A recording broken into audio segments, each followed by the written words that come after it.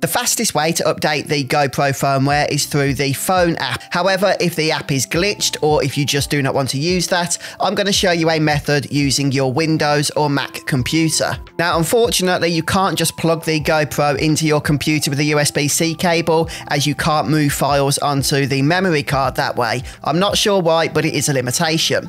So what you need to do is take the SD card out of the GoPro and then connect it to your computer, for example, in an adapter such as the one I am using here, which allows me to connect the SD card via USB. And now the SD card will show up on your computer as an additional drive, and you can move files into it. Next up, we're going to head over to the official GoPro website and over to the firmware page.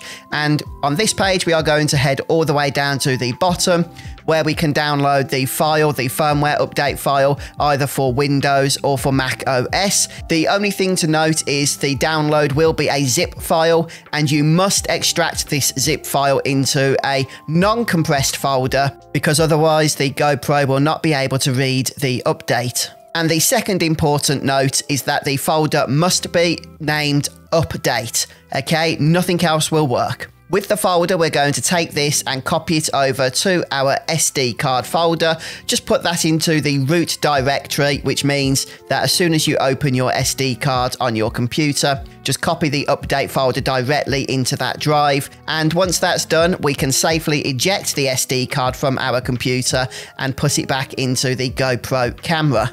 So long as you have followed all of these steps correctly, when you turn on your GoPro, the first thing that should happen now is it will detect that update file and start updating the firmware automatically. It is important you leave it to do its thing. Make sure you do not turn the camera off during this process, and after about a minute or two, the update will be completed and the GoPro will be ready to use again.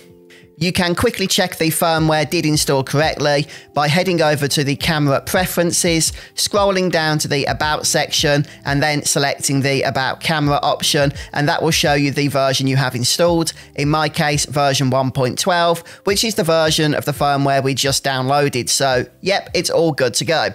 Hopefully the video helped, folks. Thanks for watching.